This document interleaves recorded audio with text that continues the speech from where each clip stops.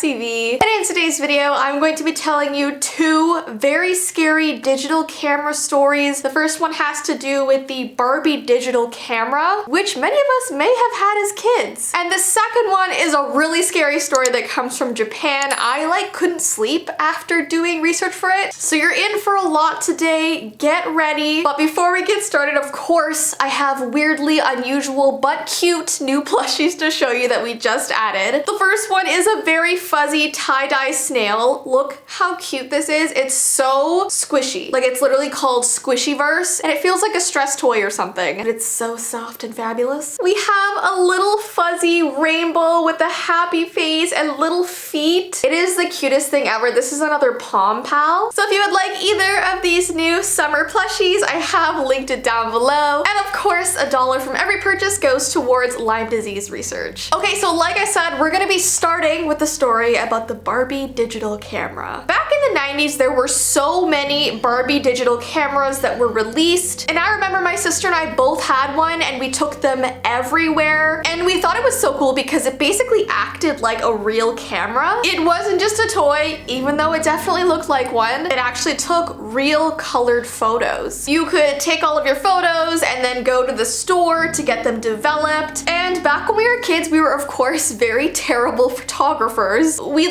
walk around the house taking pictures of house plants, the shower curtains, tiled floors. I mean, we thought these photos were just fascinating. We'd get them all developed and show our parents and be like, look, this should be in a museum. And they of course would be really nice and would be like, yeah, wow, a tiled floor. Never seen that before. I know, this photo is worth $1,000. I remember one time I went to a zoo and I used all of my photos up on one hippo.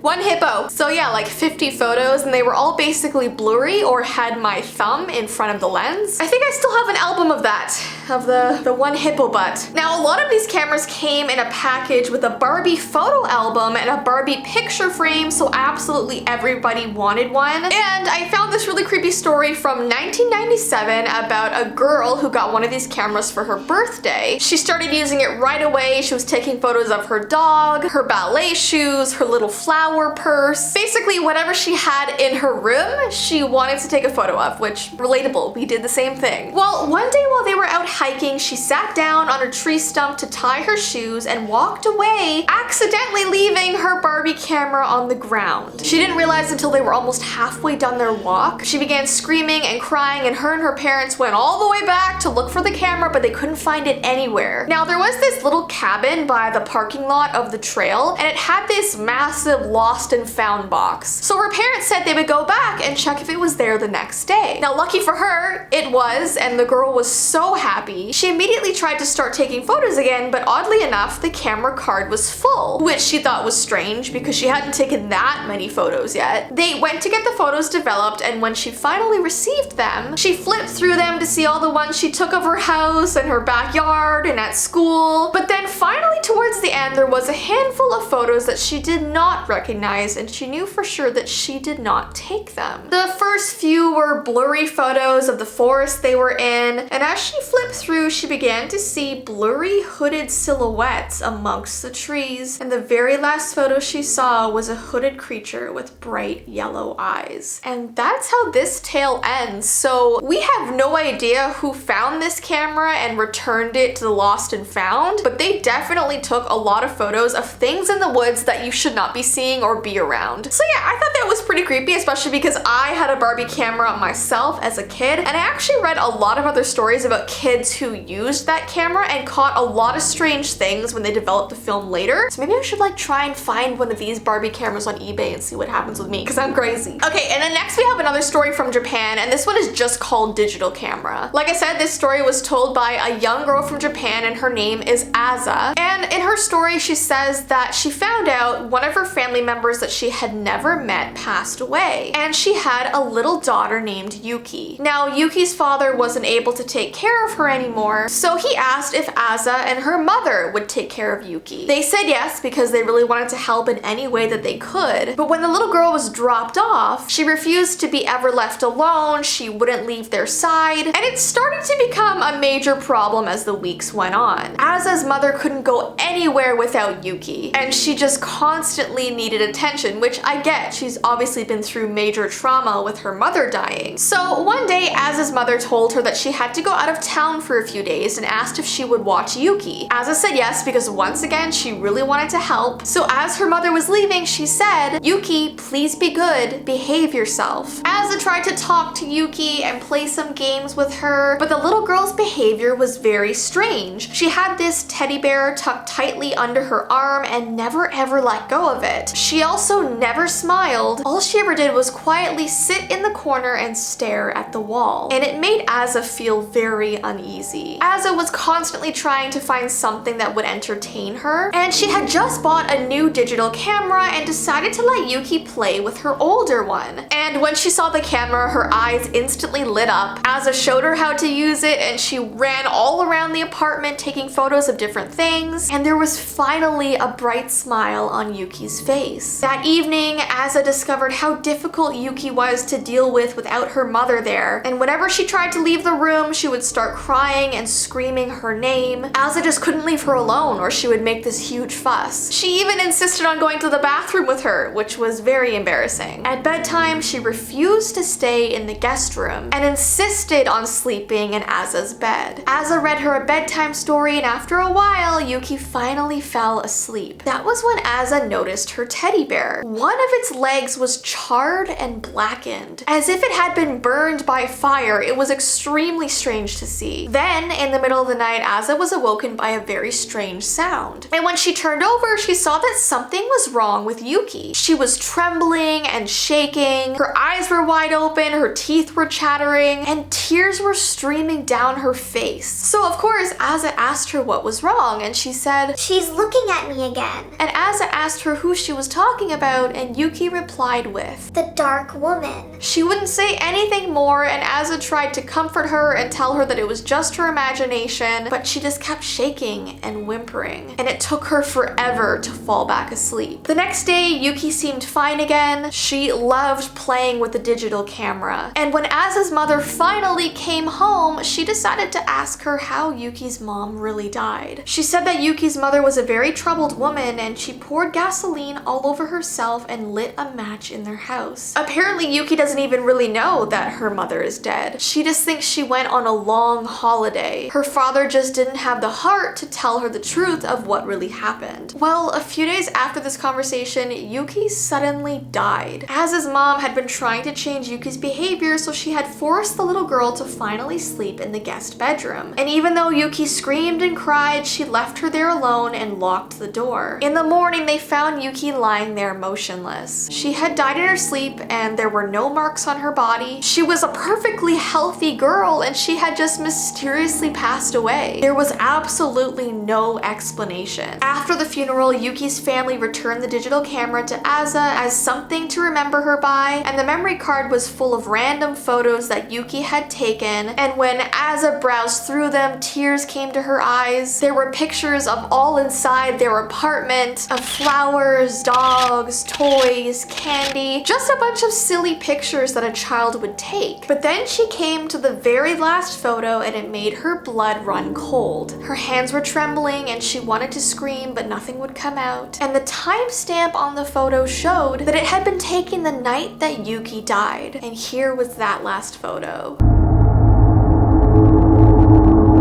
Yeah, it's just two giant eyes in the dark. It really freaked me out when I saw this photo because it was exactly what she had been afraid of this whole entire time. She was talking about this dark woman, and clearly it was like the spirit of her charred, burned mother. Awful and so scary. Anyways, I hope you guys enjoyed today's video. I know it was a pretty creepy one, but don't forget, if you would like any of our new summer plushies, I have linked them down below. But I hope you have an awesome rest of your day, and I will see you in my next video. Bye!